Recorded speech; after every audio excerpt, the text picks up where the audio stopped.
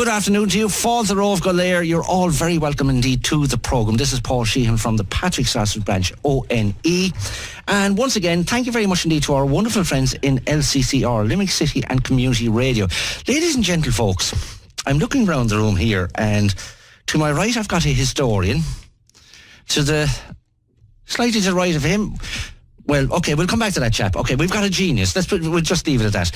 Further afield, we have a chap from the Navy, and further afield, we have a guy with a checkbook. So we're covered. All this programme today is about VIP, about the Veterans International Parade. So I'm going to introduce you to these wonderful chaps. Starting over here, Mr. Gerard Enright, Treasurer of VIP, but Gerard is also Director of ONE. You're very welcome to the programme, and good afternoon to you. Thank you. You're very welcome. And actually, if I turn on the buttons, it might help. There we go. Now you're all live. Say hello again. Hello, Paul. How are you? That's better. That's even much. That's more. God bless us. I got that in stereo. There's technology for you. And immediately to his left, Mr. Garrett Ryan from the Naval Association. Now, many of you will be familiar with Garrett. He's been on the programme with us on a number of occasions. We've actually covered quite a multitude over the past year or 2 years now at this stage, haven't we? Have. Yeah. Sorry, you're going to have to really talk in and say hello to that chap there in front of you, Garrett. Sorry about that. Yes, we have. We certainly have, yeah. Some good, some bad. Yeah. You know, we've talked about people who've passed away in various events like. However, today is all positive. Correct. It's about VIP. And it's more than just a parade. It's an event. It's a way of selling our city to the world. I think it's a great idea. You got that in one. Yeah. Now, to his immediate left, we have Mr. David O'Dwyer, who is the chairman of the Veterans International Parade Committee. Thank you for joining us, sir. Thank you very much for having me, Paul. You're very, very welcome. And last but not least, oh my God, here, how do we start describing this fella?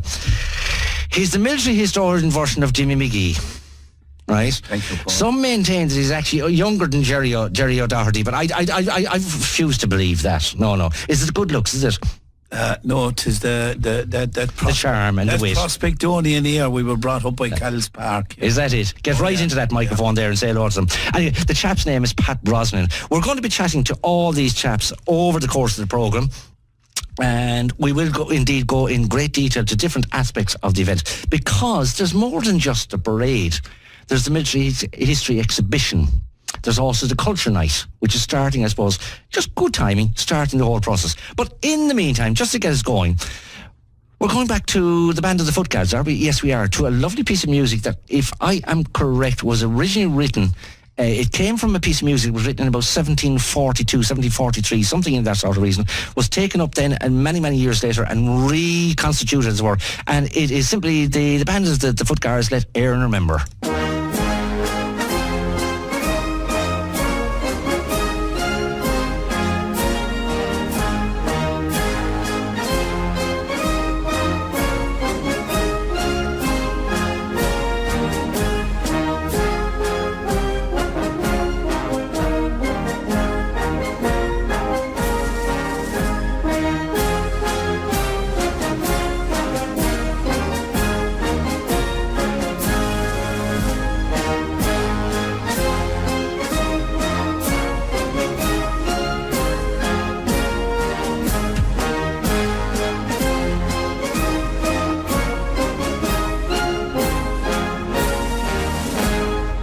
Straight to the point.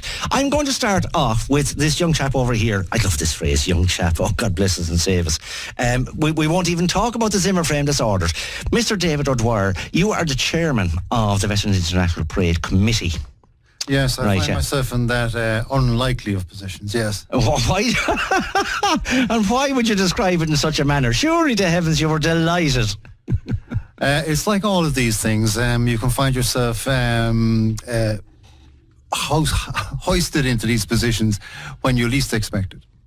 Yeah. Now, it has been a lot of work.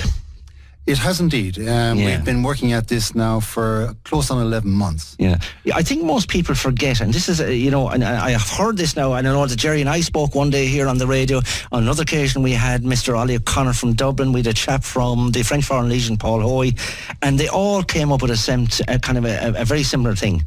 People get the impression they arrive to these events. Oh, sure, that was easy to put together. It's not, is it? No, ultimately, when you have to organise these things, you have to start in early January in order to put in place some of the bigger components. In this case, it would be the Band of the Eastern Brigade, which we had to submit a request for in January of this year.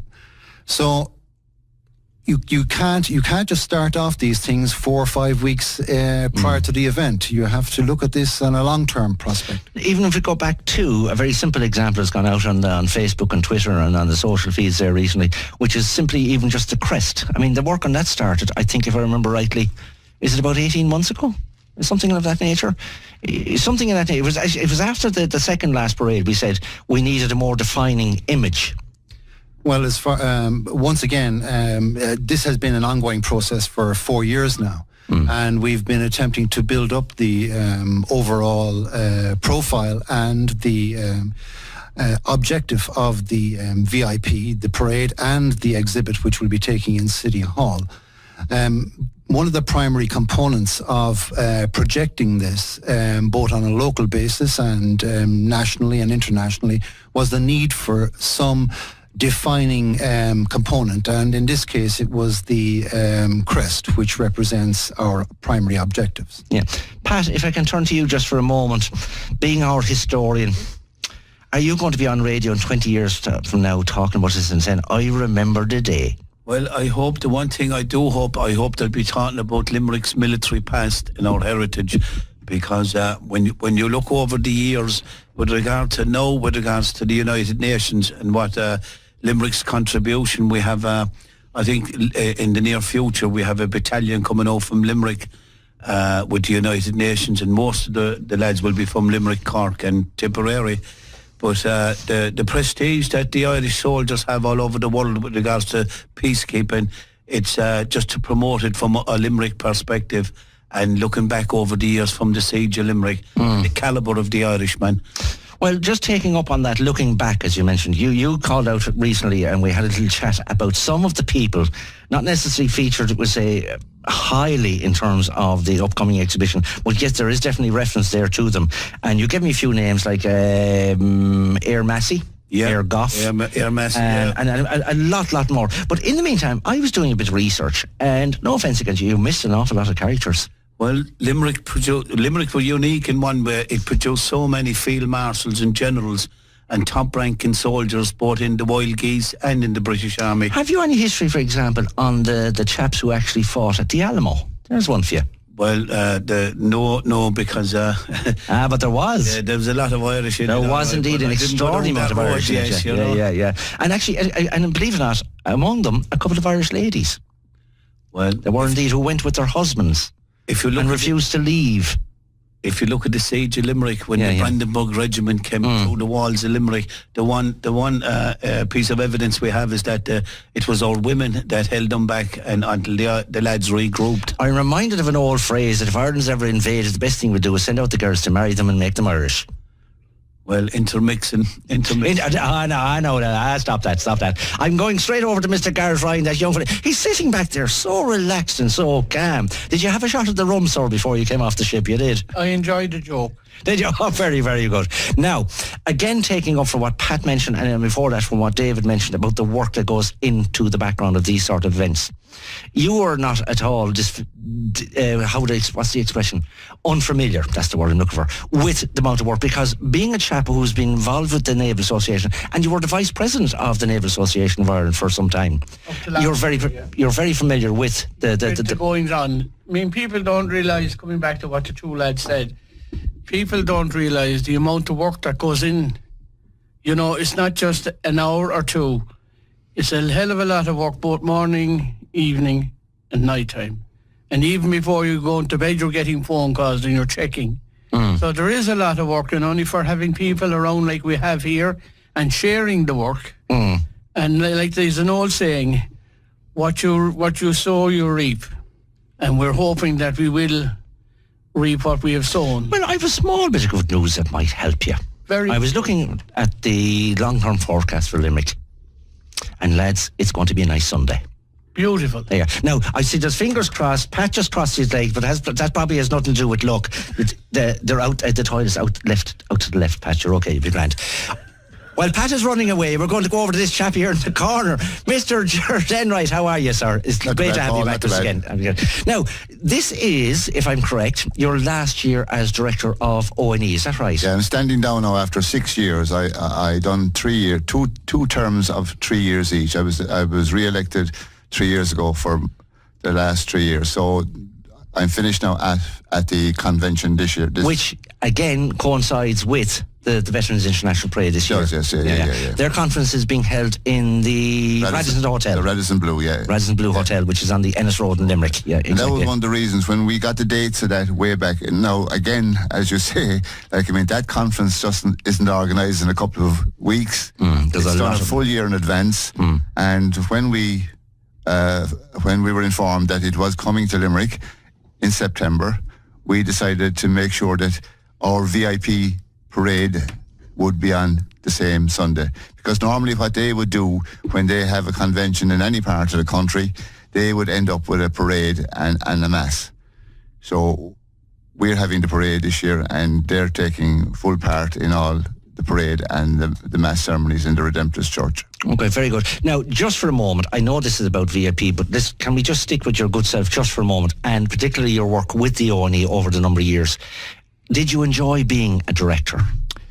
I did, actually, because it opened my eyes to how the company was run nationally, on a national basis. Can we stress that? It is a company because it's a registered... It's a registered charity. Precisely. A registered charity company, and we're subject to all the rules and regulations by the Charities Act and the Revenue Commissioner. So we have to be very, very careful in raising money, because it has to go to the main aim of the O&E, which is looking after former members of the Defence Forces that may have fallen on hard times through no fault of their own. Now, if I come back just for a moment, you actually mentioned a very good thing there with regard to finance, and I'm going to go back to David, if you don't mind, just for a moment, David. The Veterans International Parade, that is self-financing, isn't it? It is indeed. Ultimately, we have to be cognizant of the fact that we operate outside of the O&E. So we set up our own organisation, the Veterans International Day Parade Committee, consisting of 5 members, and we have spent the past 11 months putting together the event. But as to the financing of it, we have to rely primarily on a small little bit of advertising, which we have on our website, as well as the fact that Limerick City Council and the Heritage Committee have deemed it fit that we receive a small little grant towards our parade. And they've actually, in fairness now, we must say to them, and I know I can actually refer to Gerard and all the lads here will be very familiar with this, that over the years, whether it was VIP or the O&E or whatever, the Limerick City and County Council have always been extraordinarily good to us. That goes without saying. Limerick City Council have been, without their assistance, we just could not go forward. I think they come from the same perspective as we do, and that is that our primary objective is to promote the historical heritage of our city. In our case, of course, it is primarily the military heritage that we focus on. But it does have a number of other connections on the cultural side as well. With that in mind, our exhibition, which is located in City Hall, will be opened on the first night of the Week of Culture to be held in Limerick City from the 22nd of September through to the 29th. And we hope that our exhibit will be of some benefit to the city and will help to generate interest in the historical heritage of the city. Pat, just a very quick question for you before we go and have a small little bit of a break. And David alluded to there, it's opening on the 22nd, Friday the 22nd. Now, it's going on until, this is the exhibition, by the way, I'm referring to, not the whole parade event. The Military History Exhibition is starting on the Friday the 22nd. It's going through till Friday the 29th, isn't that correct? But I understand that last year it was extended at the request of... we see it was so popular last year. What actually happened was there were so many requests to hold it on for another week that we kept it going. but I suppose this year might be the same, you know. And this year we've added more exhibits as well with regards to the sport and the music, because the three actually went together. Yes. With regards to the military, you had fitness in the army, and you had to keep the troops entertained. You had music.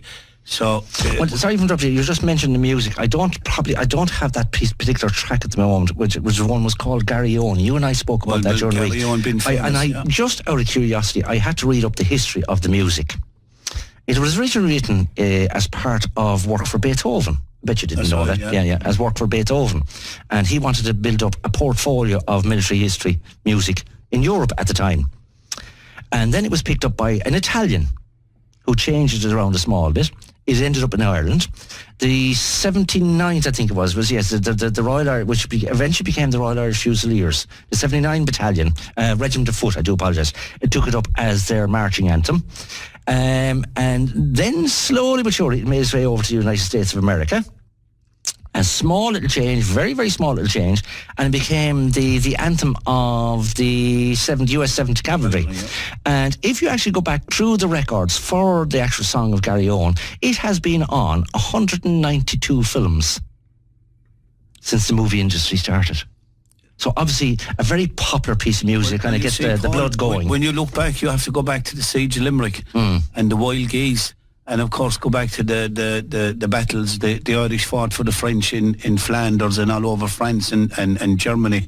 And music was very popular among the troops that time. And what happened was some of the battles, the Limerick lads in particular, were very good at the music, and especially from Clare, Tipperary, Cork. And what actually happened was that marching music came into it, and one of the best bands today that plays that would be the Irish Guards. They play mostly Killaloe, Garrett, Tipperary, and mostly Southern Irish music, you know, because it's natural music to march to. And when you're marching for a long time, it keeps the troops lifted. And of course, with the famous Killaloe, they have a yell in the middle to let everyone know they're Irish. And of course, let them know they're still marching in one form. Indeed, yes, it does help when the guys behind you yell back to let you know they're actually following you. Yes. Okay, we're going to take. I still reckon that's why the yell was invented. So the general at the front on the horse now, oh God, they're still with me. This is great, are they? We'll go for another mile. Anyway, listen, we're going to take a quick break. Talking about all the chaps marching. John Philip Sousa, solid men to the front. Off you go, John. It's all yours. Thank you.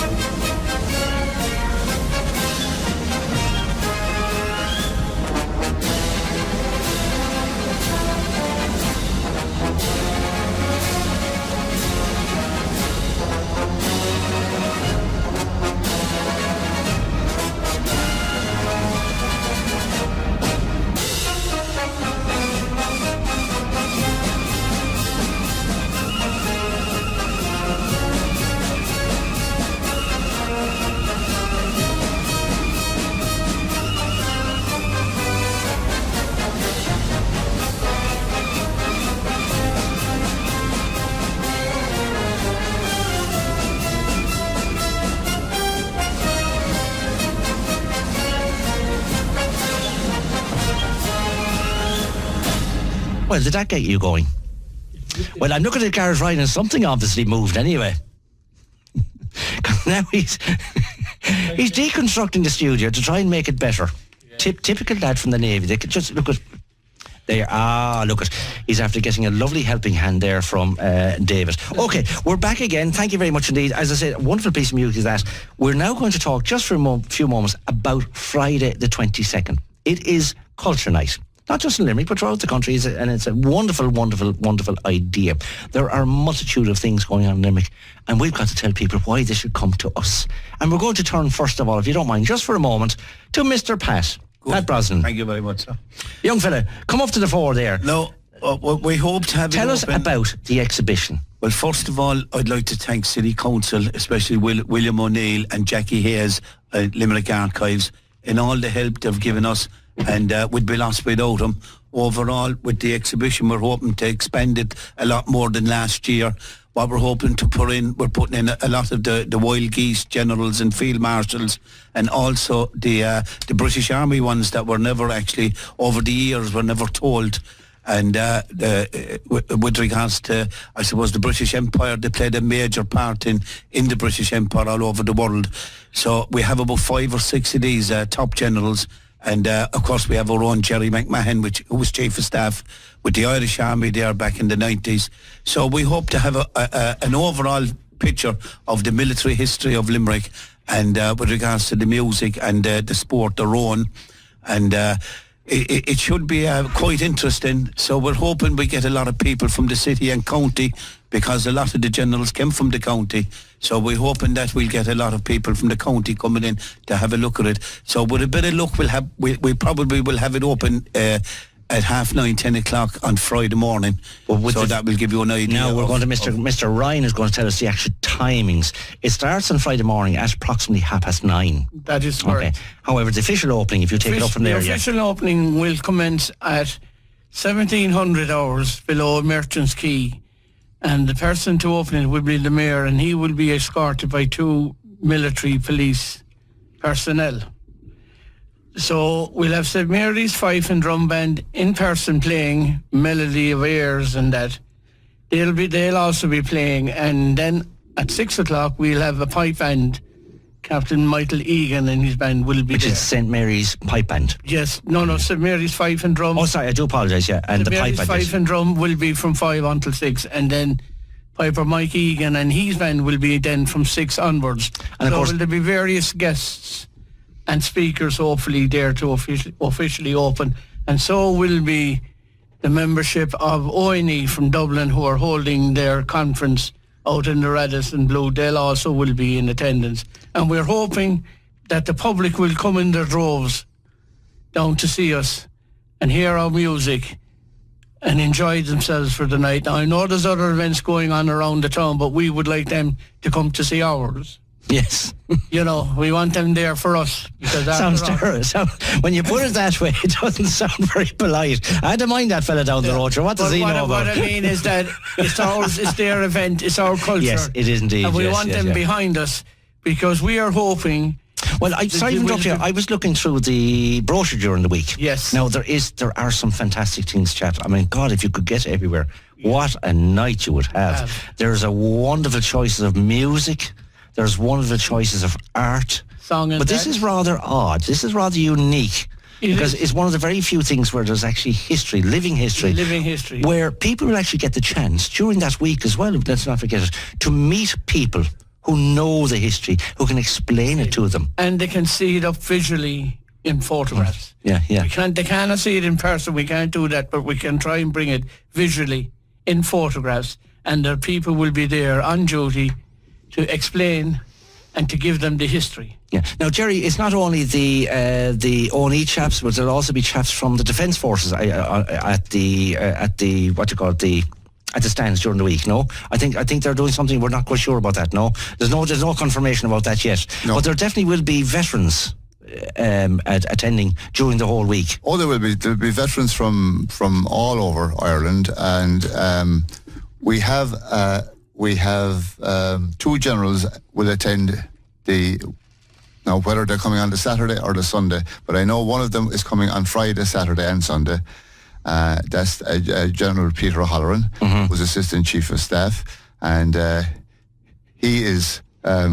Well, he wasn't actually born in Limerick City, but his father was born in Limerick, and he has lots of relations. That'll do us. That's fine. That's enough. That'll do us. Actually, as Pat was mentioning, other generals. There is another general at the moment, General Beery. Okay, sorry, yeah. 1, 2, 3, 4. Hands up, make him an honorary Limerick man. All agree. Okay, that's it. Well, okay. General Beery at the moment is force commander in the Lebanon, right? And Beery's cross out near Ballinity, where Sarsfield. You know, Sarsfield Rock. Yes, There's a little cross down there called Beery's Cross. There's an old pub which is closed up. That was his grandparents. Right. So we're well represented in the modern age as well. Well, I've often wondered when I was looking back, this is a long, long time ago, we had the subject of Sarsfield one day and I started looking back through the maps and I said, wasn't that good planning to put a pub just on the route of Sarsfield's ride? Yeah.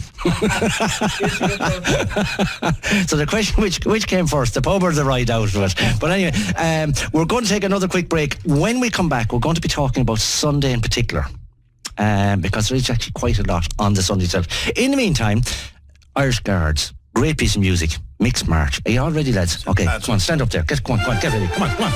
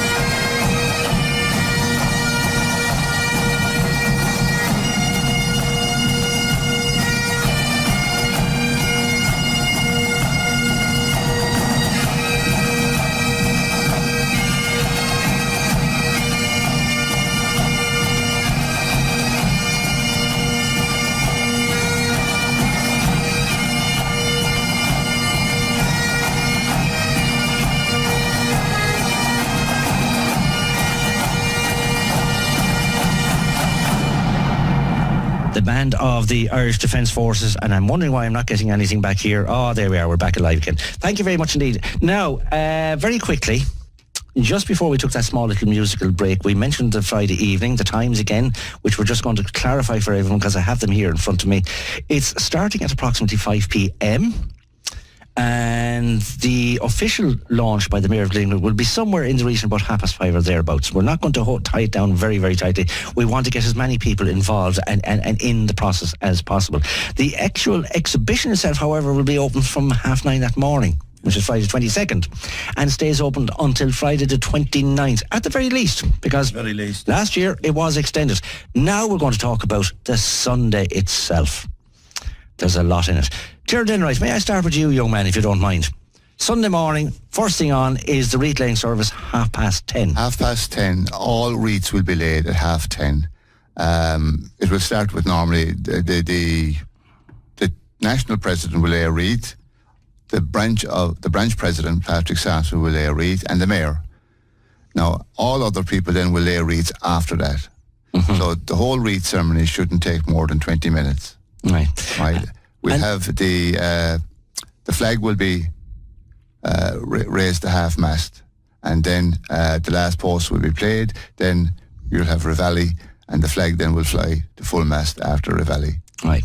Okay. And that is the wreath laying service. Now, this is as good a time to tell everyone that's out there is listening at the moment, and I'm just going through my thoughts here at the moment. We have at the moment, that's quite a good, we have a lot listening. How are you?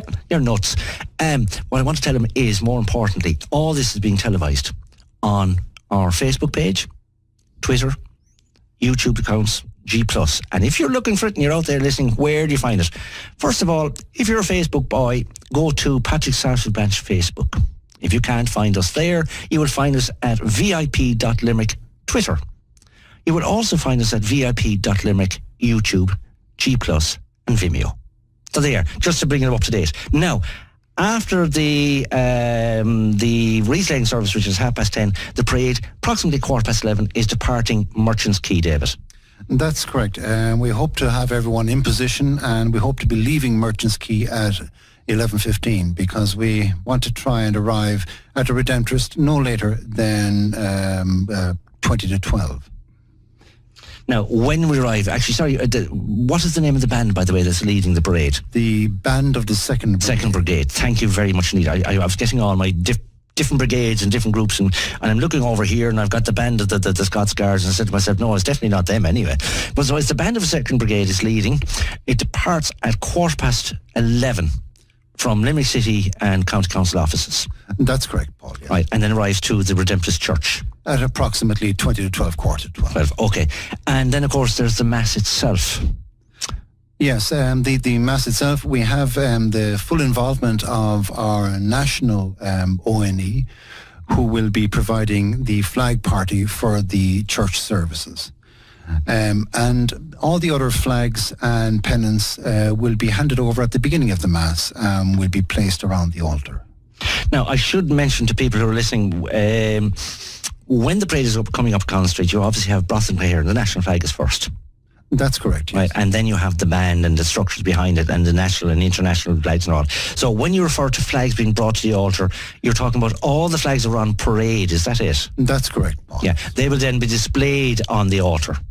Yes. Oh, very good. And there'll be military honours then rendered during the Mass and at the end. That is correct. Okay. So ultimately, our objective here is to complete all the protocols in relation to the Mass services. Mm-hmm. Right. And what we must not forget is, following that, commencing at, I think, Gerard, you have the exact times, it's 2 to 5 p.m, isn't it? Yes, the Sarsfield Barracks will be open to the public from 2 to 5. Now, people that are attending the Mass, members of ONE and other veterans, can make their way from the Redemptorist Church approximately 1 o'clock, or maybe 1:05 if they're having a chat outside, and they can go up Roden Street to the back gate of the barracks, and they can go in, and there'll be a cup of tea. And for people who are not 100% familiar with that, that is the street between the Model School, the lovely grey stone building, and a big red brick building, which we always call the Tech. Yeah, the Red Tech. Yeah, the Red Tech. Yeah, we never came up with a fancy name for that, even though it's a beautiful building. Yeah, we can always kind of call the tech. That's kind of keep them down in their spot.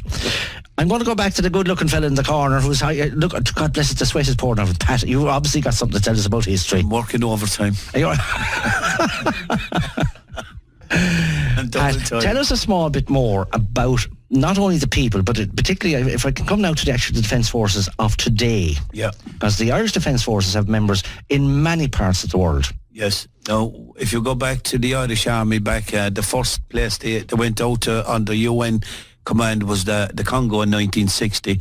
So actually last year when we thought about it first, we had only a few weeks to plan it out, and we, through the goodness of some of the old veterans that we had, retired veterans up around Prospect and Weston, I got numerous photographs that we got of the Congo, the Lebanon and Cyprus. So this year now, as far as I'm aware, we have 3 or 4 more places added in. I think Kosovo, East Timor and Somalia probably, I think, as far as I know. So with a bit of luck, any old veterans and their families, especially that's in Limerick City and County, we hope to have them to come in for the week and have a look and see what our own Irish Army are capable of doing, considering they're the world's best at the moment. And they're actually leaders in peacekeeping in the world, so they have a fantastic name, and we're held in high esteem all over the world. So I do hope the people of Limerick City and County will actually come in and show cause for our own military history and our own military army today. And our defence forces are second to none all over the world. So with a bit of luck, you'll all come in and look at it. David, you wanted to hop in there, you man. Just to support what Pat has said, one of the other aspects of our long-term objective is to build up a database of photographs and information on members of the Irish Army who've served throughout the world, who are not members of the ONE or who have family members who have old photographs or any information that they'd like to contribute to this database, so as that we can keep a record of all the former members of the Defence Forces who have either passed away or are unable to travel to the exhibition. Family members could certainly bring in photographs with a little bit of information, maybe the name or where they served, and we would only be too happy to incorporate it into our database. Well, if there's anyone out there listening, and we will make sure that this is already, it's been alluded to in the press now, articles are coming out during the week. If there's anyone out there who has photographs or documentation about past family members or relatives, whatever distance, they have 2 choices. If they can make their way to Limerick during the term of the exhibition, there will be computer and scanner facilities there, so we can start adding some of this information. But if not, remember this very simply: vip.limerick@gmail.com. Send it on to us. The email address, vip.limerick@gmail.com. And thank you for actually reminding us about that, David. I do appreciate it. Mr. Ryan, I want to go down through a small little list here, if you don't mind, just for a moment, of some of the groups. Now, I'm not going to go through the whole lot because it's becoming like a small little book in itself. Ogle Shunton Hearn, the Irish Naval Association, thumbs up, Garrett. Thumbs up. The Irish United Nations Veterans Association, the Irish Legion, the Royal British Legion, Polish Veterans Association, Irish Military Police Association, French Foreign Legion, Association Nationale Carabinieri Irlanda. I sincerely hope I'm pronouncing that right, and I just haven't ordered 3 chips and a burger. Civil Defence, the Irish Red Cross, and Garda Síochána, Retired Members Association, Royal Air Force, and many, many, many, many more. We mentioned at the very outset of the programme the amount of work that goes into all of this. Tremendous work that goes into it. People don't realise what the amount of effort and time and going from A to B and B to C and back again and forward again. Tremendous work goes into it, and then publishing and all that. And I'm watching the guy beside you nodding the head as if to say, you know what, I'm glad I won't be a director anymore. Are you actually, and actually it's a very serious question, Jerry, are you looking forward to the break from it? I am, Paul, really. I mean, you've actually worked extraordinary hours and extraordinary, what most people don't realise, they might meet you once a fortnight at a branch meeting, and then on an occasional Sunday at an event. But in the meantime, there's the Southern Area Council meetings.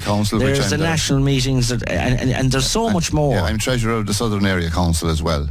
Now, that might finish at the next AGM, I hope. Somebody else might take it over, and I can concentrate more on the Patrick Sarsfield branch itself. Yeah, very good, yeah. So that's something you would like to do for the future? Yes. Yeah.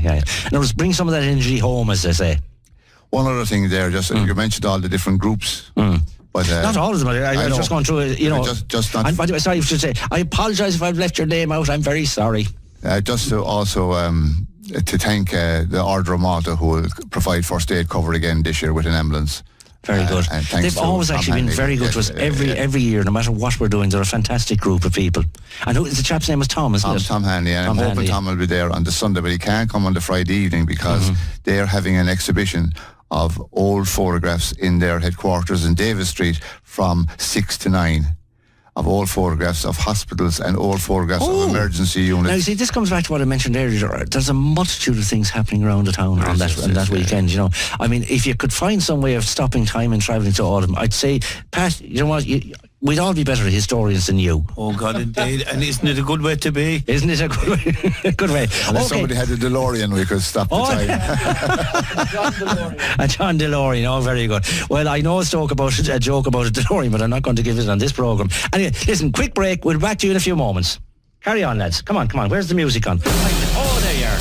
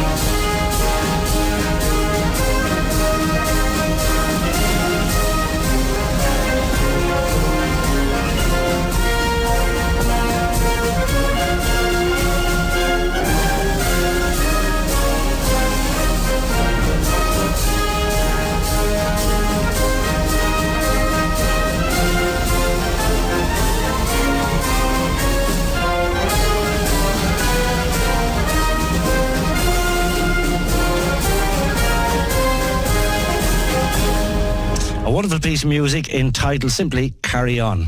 Now, we're back again in the studio with these chaps, with Pat, with David, with Garrett, and with Mr. Gerard Enright. Jerry, just before we went to that piece of music, you were mentioning about coming to the end of your marvellous career in the ONE and looking forward to taking a break. You mentioned, but more importantly, you mentioned about bringing a lot of that work and bringing a lot of that effort into the branch. Right. The Veterans International Parade, it has taken up quite a large proportion of the work of one small branch, hasn't it? Oh, it has, definitely. And as I say, this year, compared to last year now, we started a lot earlier and we have more people involved, and we set up a proper committee this year.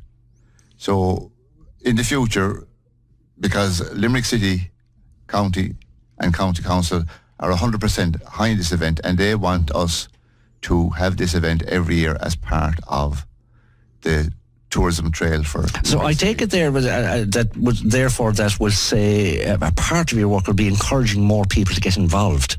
Yes, and it looks like that the Defence Forces will be forthcoming with help every year as well. And just as we're on the Defence Forces, I'd just like to thank Michael Rama Walsh, if he's listening, or anybody else listening, for all the assistance he has given us and will give us over the period of the exhibition. And of course we have to mention Civil Defence as well for their great support and helping out in any way they can. And I hope no one minds at this stage. I'm going to say a very special thank you to a number of people, not least of all the Strand Hotel, Sullivan Insurances, South Spar, oh gosh almighty, this is terrible, I don't have the list in front of me right now, the South Court Hotel. Pat, if you're listening, thank you very much indeed. I nearly confused you with a hotel out in Adair. Oh listen, I'm sure you don't mind going up market anyway. Also Enagic, and we had wonderful support from a wonderful lady who's actually up the country at the moment, and we know her dad is not well, so we certainly wish her the best at the moment. She was Victoria Tierney, she was on the programme with us recently, and her dad, who is was served with the RAF, unfortunately is not well at the moment, so we wish them all the very best. We hope things go on. And Victoria, thank you once again for your wonderful support with the Ireland Guide and with Night Out Ireland. And I know I've left 2 or 3, 4 out. We'll try and get them in just before we come to the end of the programme. I'm watching the clock there. I'm going to go back, if you don't mind, just for a moment to David. Jerry mentioned there about getting more and more people involved. This is a how to describe it? It's an ongoing, it's almost a process of evolution, isn't it? Well, ultimately, all the organisations will either sink or swim based on its membership. And as with all those organisations, we strive to get more people to join. As a component of our exhibition, we will provide any individual with former service who would like to become a member of our branch with the necessary documentation if they drop into the exhibition in City Hall during the week. But at the end of the day, the demographics ultimately will write its own story. And as any organisation based on personnel who are retired or who have been pensioned off, there is a limited time frame. And I hate to be so pragmatic about it, but yes, that is the fact of it. That's the fact of life. Yes. So any person out there who is listening to our discussion today who would have an interest in being a member of our branch or supporting us in any way possible, if you would be keen to drop into our exhibition, we would only be too glad to speak to you. And do not forget, if you can't get in that and you're still happen to be passing through Limerick someday, there is, of course, the drop-in centre on Lord Edward Street. Sorry, I'm just going back to Jerry Enright. Yes, Jerry. One thing, I know our Sergeant Major of the 12th Battalion is overseas for 12 months. He'll be coming home in October, Sergeant Major Stan Hurley, and he listens to this programme because on several times that I spoke on it, he acknowledged it. So Stan, if you're listening, good afternoon to you, sir. Finish out your trip and we'll see you and come home safe. You come home in October. And come home safe. That's the number one thing. Come home safe. Mr. Garrett Ryan, any last words? Isn't that a lovely way of saying it? I mean, listen, I know you're a bit pale, but I didn't mean it that way. Go on. I'll see you in the next life. Come up to that microphone. I'll see you in the next life. Oh, listen, we know who's buying the first round, so that's it. Our historian, will you do me a favour? Instead of going back in time, just very quickly, will you take out that crystal ball out of your pocket and have a look forward?